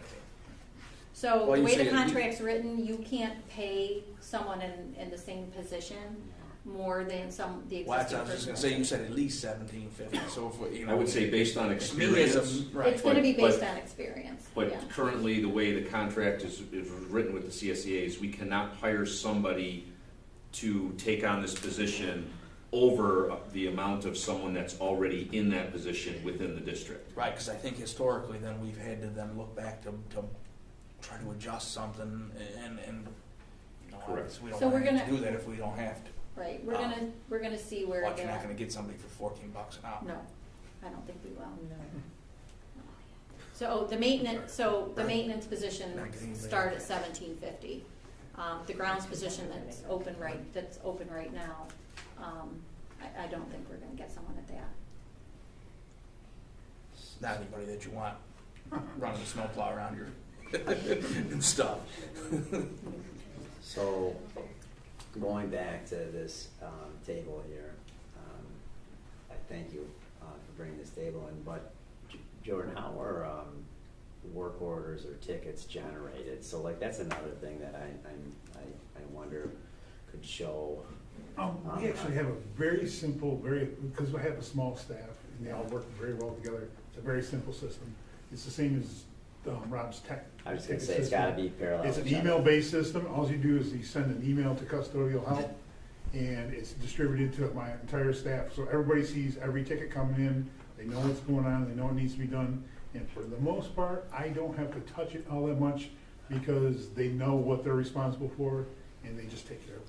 So there could be data pulled from that Yes, as yes. well, It's all where it might trackable be with data. shocking to see how many tickets are generated in a given day, week, month, and then how many tickets an individual would have to actually, tickets, however you want to call it, work orders, I don't know how you guys refer to it here, but I would imagine that would be another probably data point that would be support. Right, it's one custodial help, so they're all merged together, so whether it's maintenance, custodial, cleaning, grounds, they're all. And there's a one. lot of things that we can do preventatively, rather than reacting to problems, that come up. If you go in and you can prevent problems from happening, it just saves you tons and tons of money. Like one of the things that preventative maintenance things that we've changed, our unit ventilators in all the classrooms, all the heating units in every classroom. Make a very strong point that every year we go in the summertime, we take those things apart, we clean them, we oil them, we make sure they're running 100%. And since we started doing that, I think we've had like 2 maybe fail during the school year. Where before, my first couple of years here, they were like, every couple of weeks we'd have one fail, and we'd be changing the motor and something, changing the bearing and something. So it just saves you so much money in the long run to do those preventative things rather than reactive. Which is hard to track unless you're documenting. Yeah, it's hard to track. But you do, like, even like for cleaning purposes, I know you have QR codes around. I don't know if your cleaners document that as well. We were doing that a lot, but During COVID, right, sure. There's still some of my cleaners that have to do that, so I can track what they're doing. Sure. It's a very good training tool too, as far as, so I can actually see how long it's taking them per classroom, and we can work on things that they need to work on. In the spring and fall seasons, just depending on the season that it is, creates some issues. The winter season, because everybody's usually indoors, is pretty consistent. But you have 2 weeks of rain in the springtime, and then all of a sudden the weather breaks, and they're looking to do those fields every single day because now you have 4 or 5 home games, whether it be softball or baseball. or, you know, it rains Saturday and Sunday, and then by Monday morning it's beautiful out. Well, geez, you're going to want to play Monday afternoon. So you have people out there, you know, and in the fall when you have, you know, soccer and football and just taking care of, you know, cutting the grass and doing that. Like I mentioned, I think those guys, to cut this whole acreage, you know, takes days. And then they're going back and hitting what they did 3 days ago. You know, it's tough. I see it too, you know, and I've put a lot of pressure on them. I put a lot of pressure on Jordan to get, you know, these fields ready and this campus ready, because we want to make it look nice, and there's definitely a need. Bottom line is, we just want to, you know, expectations have been, they're a lot different. I started as groundskeeper 26, 27 years ago, and the expectation level was not anywhere near what it is today, anywheres. You know, kids are, you know, their equipment is really nice, and, you know, parents put a lot of money into sports and things like that, and so those expectations for the grounds are much higher also. So we're, you know, battling that image of, you know, people think that, well, why didn't the groundskeepers take care of this? Well, they don't sit back and realize that there's only 2 guys out there trying to do all this stuff. They just get that expectation that it should be done because this is important, and it's hard for us. And on that, you know, one of the things I pointed out here, you see the arrows, the yellow is where we would be if we had the 3, the green, that black arrow over there is where we would be if we had where we are right now. Level 2 with the one that had the star. So if you go forward on these, I list some of the criteria that APPA has for what does a level 5, you know, maintenance look like. Right now we're at level 5 with the 2 grounds personnel. You know, we have some, you know, Mullen and, you know, Draper work hard, and you know, I think they do push themselves to exceed this level. But is this what we want for OACS? Level 4 is where we would be adding a person, but it's this level 2 here is this what is geared to, which I highlighted a few things. This is for government grounds, college, university, educational campuses. You know, how often the grass is being cut, you know, when we take care of litter outside, what the expectations are. And when you compare that to level 2 to where we are now, where we might be, you know, so, you know, I'm not suggesting that we need this. I mean, to be at a level 2, you know, that's saying 10 acres per person, that would be 7 people, and that's not what we're suggesting here. You know, if we can get to 3, I think that would be, you know, 3 people would put us at the level 4. Jordan, you were here for 26 years, so you were here during a 708. I was in Batavia for 20 years before. So did we lose staff during those years when we were doing the gap elimination adjustment and cutting? You know, we cut staff all across the board in all districts, but was most districts lost staff over different periods of time. We look back, we were higher at some points, and it's shifted around between cleaning and the grounds. We've actually gained a person on grounds since. But that was, you lost a maintenance person, so they basically when I shifted. started back, you know, in 1995 or 96 in Batavia, I was the only grounds person in Batavia, and that was okay then. But now they have, you know, every district's added grounds because it's become more of a priority. You know, part of that is liability to snow removal, for example. Back in the 90s, you know, it was like, if there's some snow in the parking lot, you know, no big deal. It's Western New York, you got to deal with it. Now, if there's snow in the parking lot and somebody slips and falls, it's a lawsuit. So it's costing us big money. So we have to maintain at a higher level because times are different. It's just nature of the game, I guess. One of the other things we talked about was with this, we would do some shift scheduling for people to give us longer coverage, more coverage during the day. There'd be someone on here from, you know, during the regular part of the school year. Winter, we do have a different schedule, but during the school year, we'll have someone here from 6 a.m. till 4:30 p.m. If we added that third person, winter schedule, Mullen comes in at 4. Right now, the other grounds person's been coming in 7 to 3:30, which we just recently made that shift because we identified when we had that late afternoon snowstorm, couldn't keep up. We just couldn't keep up. It came down so fast at the end of the day, and there were people coming and going. There was an event, a game. Sports teams were trying to get in here, and it was a hot mess outside. So we shifted that schedule so at the end of the day, we have someone here during dismissal. But that third person, would give us, 13 hours of coverage, someone here that could actually, run the plow truck outside. I was able to go back to 2013. I did see that we had, 16 people. It really hasn't changed from the 2013 numbers, but what you're saying is going back further. I don't have any of that data, unfortunately, for me to be able to do any statistics going back. But this will put us in 17. I'm sorry, there's something that messed up with the formatting here, but we'll have more hours covered. It would cut down on overtime. COVID concerns factor into our level of needs and expectations for our cleaners and custodial staff. Currently, we don't have any maintenance or grounds substitutes. We don't. We do have 2 cleaners and custodial staff for cleaning and custodial as substitutes. One of those can only do it part-time.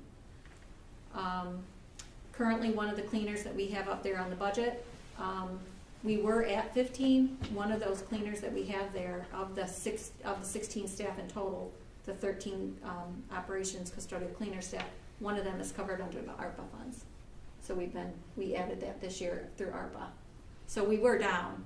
We just added one back through ARPA, which is through the 23-24 school year.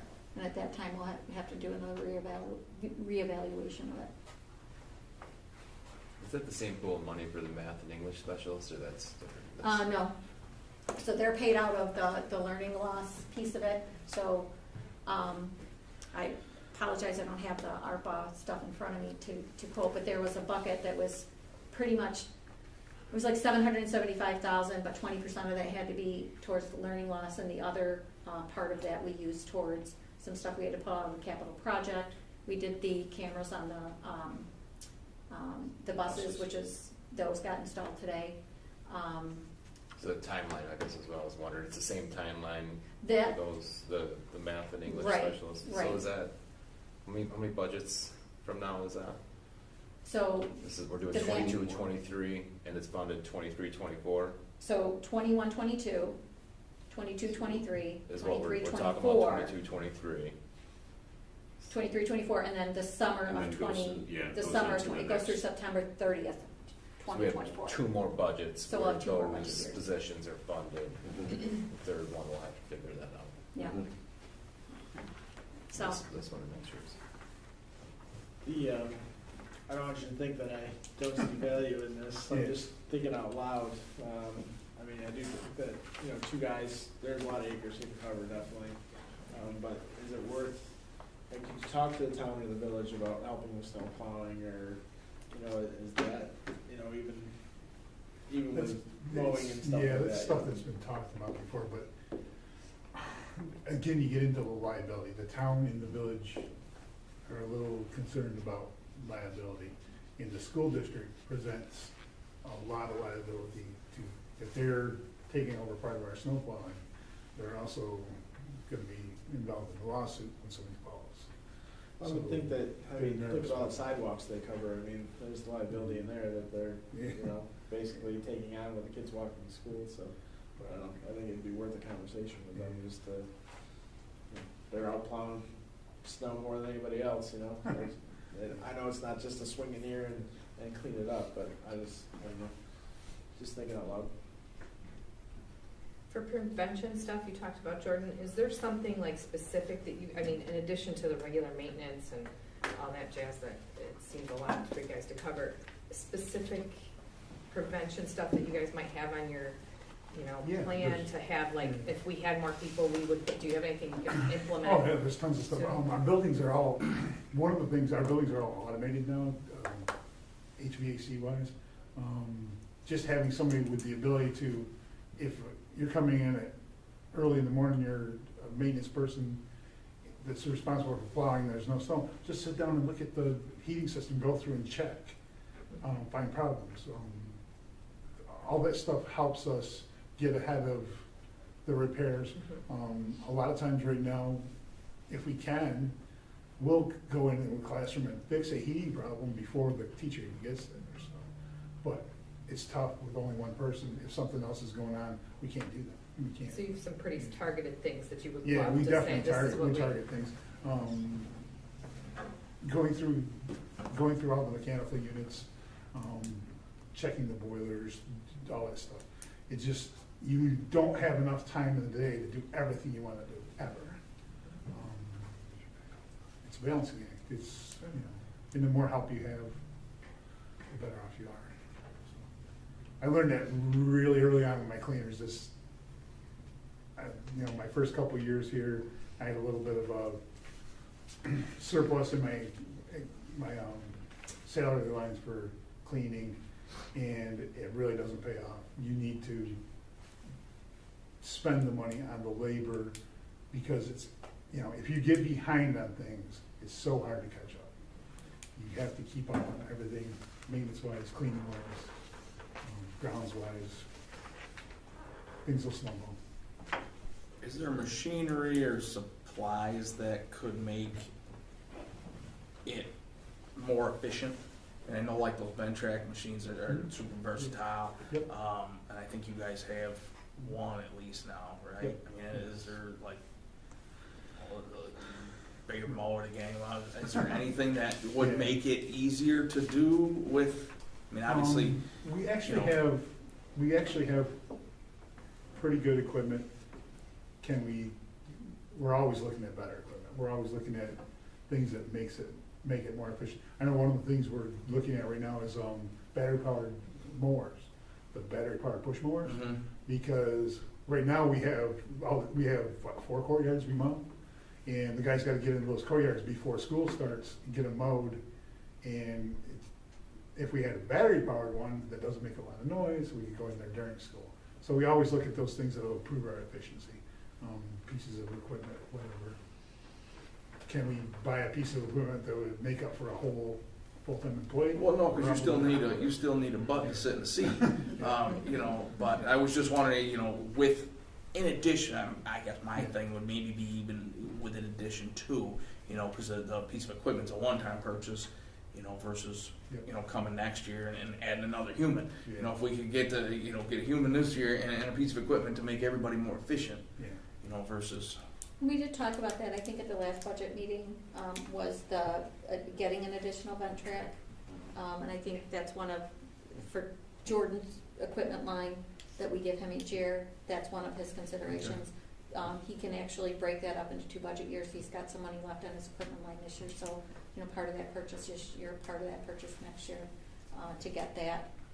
And that would help, having that additional Ventrac, especially with the number of sidewalks that we have now with the new configuration of the campus.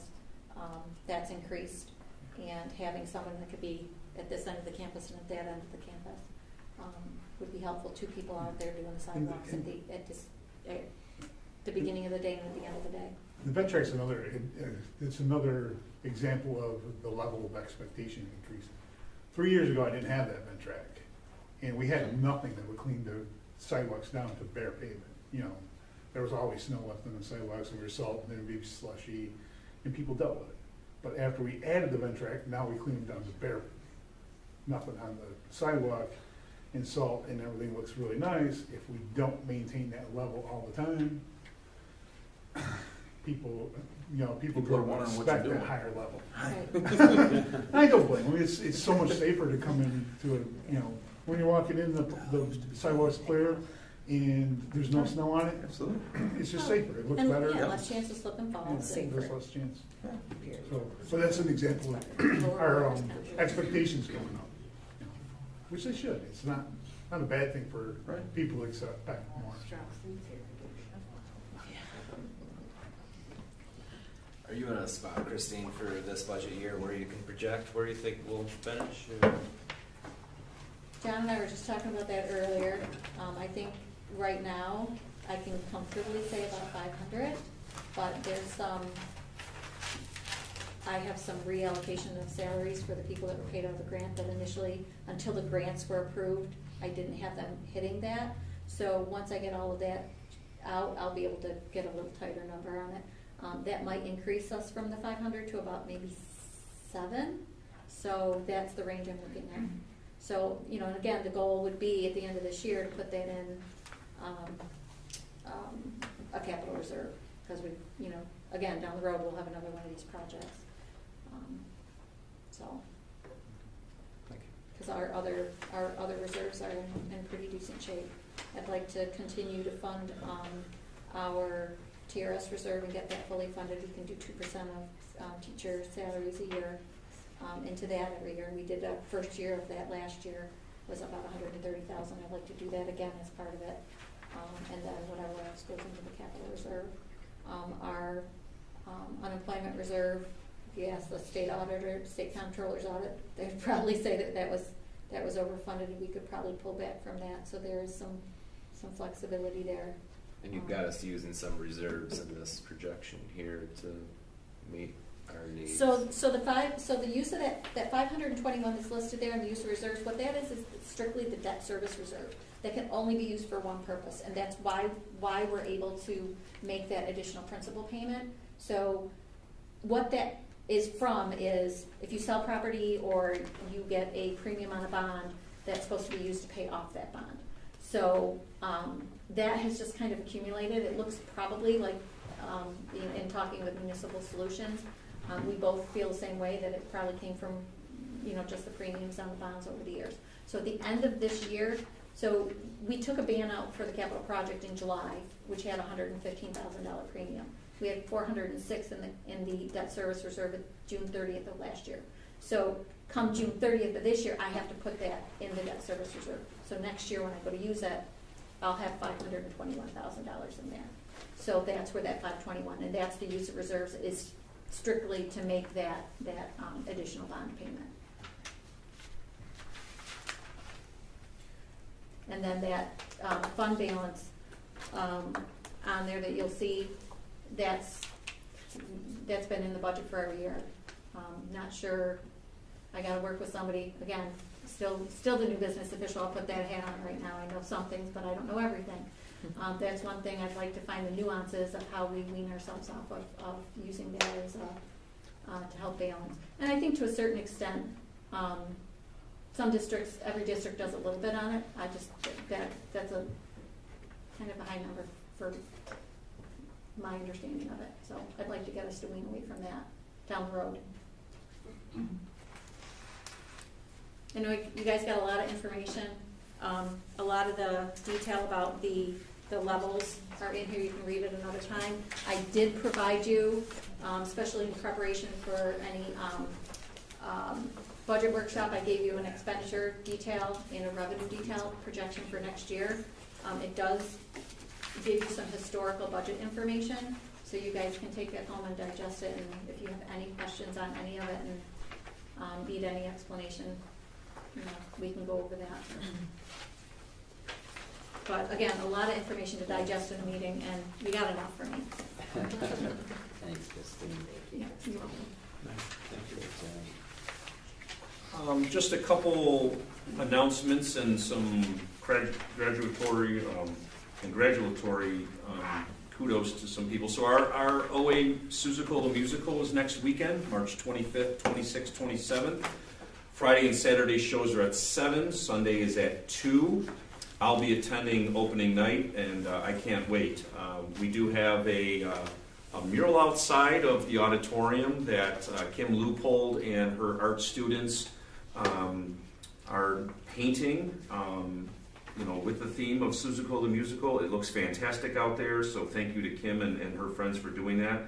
And I know Wendy and Dave Porter have been working with the kids, and can't wait for it. Should be a great time, so looking forward to that. As Christine mentioned, the new cameras have been installed on our fleet of buses using the ARPA funds, so those are up and ready to go. Hopefully, JC is not reviewing those on a daily basis, but those have been installed and are much needed. I want to congrats again to our men's basketball team for winning the sectional block. They had a great season, and congrats to Coach Steller on his Coach of the Year award. I also want to congrats to our winter indoor track and field team. I do want to thank the board. I know last summer there were some parents and athletes wanting the board to support an indoor winter track, and let me tell you, it was very successful. So just to highlight a couple of things, this was OA's first indoor track season in 12 years. The boys team won sectionals and the girls team came in second. Our sectional winners, senior McKenna Johnson in the 300-meter run, senior Cam Kuzmano, dual athlete, in the 55-meter hurdles, sophomore Connor DeMoy in the 1,000-meter run, freshman Paige Harding in the pole vault. The boys 4x200 relay won. Malachi Martin, Anthony West, Ron Spellman, and Jose Venegas. And the girls 4x400 relay won. McKenna Johnson, Paige Harding, Cara Williams, and Kaylee Douglas. We also had athletes that went to the state qualifiers, senior Cam Kuzmano, senior McKenna Johnson, sophomore Connor DeMoy, and freshman Paige Harding. Cam had the state standard in the high jump at 6'4" to attend the state meet, but couldn't due to the basketball conflict. Freshman Logan Clark qualified to race in the Nike Indoor Track and Field National Championships last weekend in Staten Island, as he has the fastest mile time in New York State for all Class C and Class D freshman boys. So you want to talk about a great winter season for those athletes. Just an awesome job, and congratulations to all of them. Our spring sports practices began yesterday, and again, looking forward to getting outside and being on our brand new tennis courts and diamonds out there and getting some fresh air. That's all that I have. I don't know if admin's got anything else to share. We're celebrating our student-led conferences this month. We had our first round last Thursday. Our second round will be next Thursday, the 24th, and the kids are doing a really nice job. So again, I encourage all of the community members while you're there to peek around and explore all the new spaces that we have finished with the capital improvement project. And if you want a tour, let me know. I feel like a broken record sometimes, but the good news in the celebration you saw tonight, like we know there's been a big shift in the elementary school. That was really the push, and now we're really seeing the need, and you as a board have supported us to bring on new people. And it was just really a joy when they started sharing the data with me to really see in concrete numbers the positive impact that this group of people is having on our kids. And we've met with those groups individually, actually, and they share the data with us. And when you listen to the passion with which they do their job, it's inspirational. And the way they meet and plan and move kids around and work with the counselors to change schedules, it's very impressive. And Deputy Alejandro today went to our middle school leadership conference for Genesee Valley BOCES and presented on internet and cell phone safety. We also sent 9 of our 7th graders to attend that conference, but it was great to see him presenting at that as well. It's very well received. He co-presented that with another SRO from the local district. Yesterday was Superintendent's Day. I met with the middle high school teachers and went over special education transition components. Sorry, I have prepping math issues. students for after high school, how we can connect them with OPWDD, Access VR, teaching them the skills necessary, soft skills or trade specific for success after high school. That was a really cool time to meet with them and get to know everybody better, and then look at how we can propel forward. And this afternoon we had another meeting with the elementary special ed team, just looking at IEPs and modifications and accommodations for next year, and looking at, you know, how we're making recommendations and writing goals to help support students at their level, to help build them up to achieve grade level standards. Awesome meetings though, like the teachers amaze me. They're extremely flexible, they're very receptive. The time I've spent with them, I'm always impressed with how I walk away from meetings and feeling encouraged and have an awesome team behind me.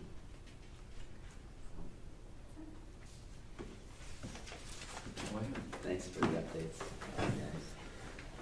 On a new business, I'm going to change this up just a little bit, but be it resolved that items 8.2 through 8.6 be approved via consent agenda.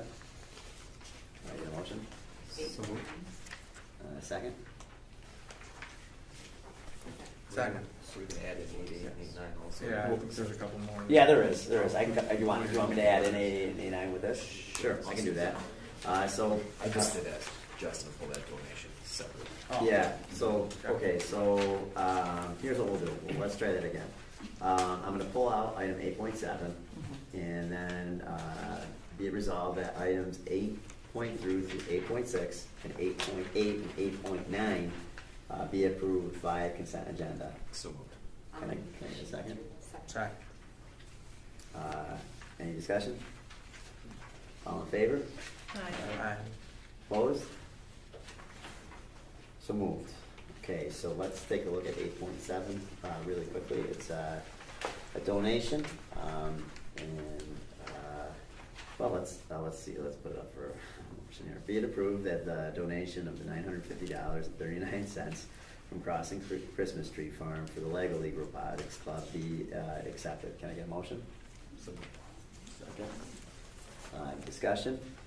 So I just asked Justin to pull that out. I think anytime, you know, a member of our community raises funds and donates to one of our clubs or activities, I think that's a pretty cool thing. So really appreciate them doing that. And the Lego League is heating up. We've got Mr. McNutt and Mrs. Mayer, right? Got it. And a really competitive little team going here. Their spring is coming up here, and they've got a competition that's on its way. So give those guys a lot of credit for getting these little guys excited about some engineering things. All in favor? Aye. Aye. Opposed? Motion passes. Yes, thank you, Robin. All right, on to communications. Carla, I don't think we have any. No. No communications. No discussion or roundtable. And personnel, be it resolved that items 11.2 through 11.10 be approved via consent agenda. Can I get a motion? So moved. Do I hear a second? Second.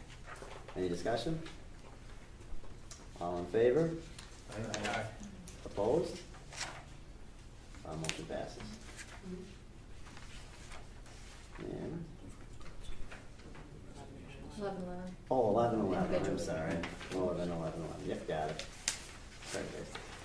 Be it resolved that the resignation of the groundskeeper be effective March 25th, 2022. Be accepted. So moved. Can I get a second? Second. So Mr. Draper's been with the district For 8 years. Yeah. 5.5 years as a custodian, 2.5 years as a groundskeeper. We'd like to thank Mr. Draper for his services to OA and wish him the best of luck in his next endeavors. Thank you. And all in favor? Aye. Aye. Opposed? Motion passes. I don't think we're going into executive session tonight. So on to closing remarks. Pete, we'll start with you tonight. I'm not sure the accuracy of this information as it came to me through an 8th grader, but Mr. Snyder, who we have approved to be on leave next year because he's being deployed, was told to me that he was actually going to Ukraine. That's where he was being deployed to for next year. And then he just went to Germany a couple weeks ago. do some training. So first, thank him for his service for all the years of serving our country and our district. But I believe he's going to, from what I've been told, is going to go to Germany this summer and will be over there for the next year.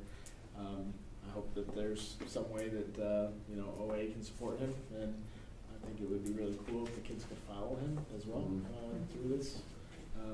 Our prayers be with him, that he stay safe and everything. But I think it, as a community, feel like we should get behind him and do whatever we can to help him do this. Thanks, Pete. Dan? Just lots of going on here. Very appreciative to all the staff and all the presentations over the last 3 months. Lots of good things coming out of COVID. I can't express how thankful I am, having kids here as well, and all the education taking place and all the enhancements going on and all the, you see it in the kids, even with our sports programs, you see how the kids rise up, and I'm just really thankful and appreciative, and again, also to Mr. Snyder, I wish him, the best, and, prayers and thoughts with him, and just overall, thank you. Thanks, Dan. Jeff? I just want to congratulate all the winter sports kids and coaches and families, and I think it was very very successful. Made it through hopefully the last COVID season. But congratulations to all of them. I know boys went back to back for the first time in a long time, if maybe ever. Ever. I think ever. Ever, buddy. Right? And I appreciate it. And I do want to thank Mr. Pete for coming out and watching the girls JV basketball in Caledonia the past weekend. He was there both times, and I know my daughter haven't played. Very excited to have him out there. He doesn't have to do it. It was a weekend. He spent an hour probably each day over there. So I would like to. I thanked him personally the other day, but I want to put it out there for everybody, above and beyond. I thought that was pretty cool. So I'm good. Thanks, Mr. Hyde. Yeah. Maria? Yeah, so great things happening all around. It's good to see everyone's face. I'll start with that. Student-led conferences. I love at the elementary school how you're now doing it for all grade levels. I think that's really special, and I love just the pride and the ownership that even my second grader and my kindergartner have, in bringing us in and showing us around the room. And the teachers are doing a really great job facilitating that as well. Congratulations again. I'll echo what everyone else is saying. Winter sport athletes, the Susicle is coming up. That's super exciting. Just excited to get back into the building and to, as a mom, be able to get back into the building and actively physically participate more in my child's learning here. So thanks for everything. A lot of good presentations tonight. It's good for me to see the English team, the math team, the positions that we just added. I thought that was very interesting. Thanks, Christine, for the budget presentation. A lot of work into that, a lot of work yet to go. The sports teams, I love bringing my kids to watch both the boys and the girls, and inspired to see how well they do. Unfortunately, the game they lost, and I want to say in the crowd, a lot of Elba folks. So we talk a lot about the partnership that we have with the Elba community, and when I look through those faces, boy, I saw a lot of Elba people. Yeah, a lot of support. I sure appreciate all their support. Absolutely. That's it. Thanks, Mr. Lamb. Okay.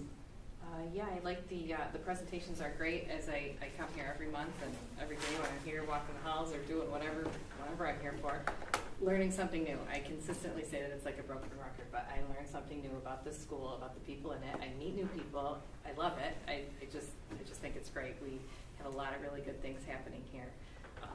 The interventions, that's the fact that we're not just talking about learning loss, not just talking about what the last couple of years have done, we're actually doing something about that. That is, to me, a big thing, because we've had a lot of talk about what all the things have been taken away from us, and now actually just moving forward, whether we need to bump it up to get extra stuff going on, or reroute, change new things, add new things, take away. It's really refreshing to see not just the data coming in, but actually us creating new data, but implementing these things instead of just talking about it. So it's really, really nice to see.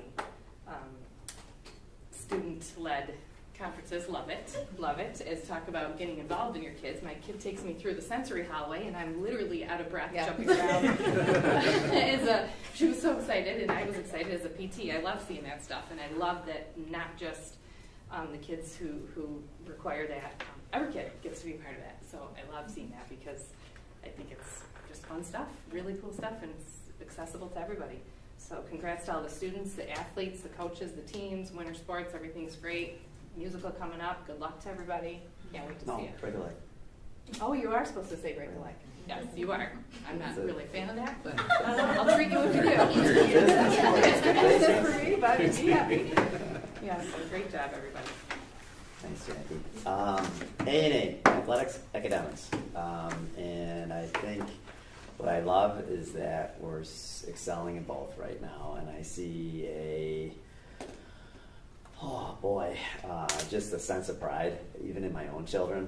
It's really cool to have all my kids watching the basketball game and screaming, and we're like just enjoying just the success. And now they're expecting it, which is a great thing. Or having a conversation with a fourth grader in Kendall about why is Oakfield's basketball team so good, because they watched them the night before. Never had those conversations, and I like them. I think with academics, I think a very quiet person in the room is Connie here. And I think Connie needs more credit than what she gets. I think what we're seeing here is a connection between buildings. And on the surface, it seems like these buildings are very close to each other, but in reality, they're miles and miles away. And that's just how it works in education. Elementary is very disconnected from the high school, and the one doesn't always know what the other's doing. But what's awesome is that they do now. And we're seeing that connection happening from the elementary to the middle. And I would assume, or I hope, that Connie's going to keep pushing and make it happening to get to that high school level. And it's a good thing. And man, times are tougher, and you do need more support in the school districts. And I know, it's tough to add on new people, but really, it is needed. And it's just really, it's great to see these presentations.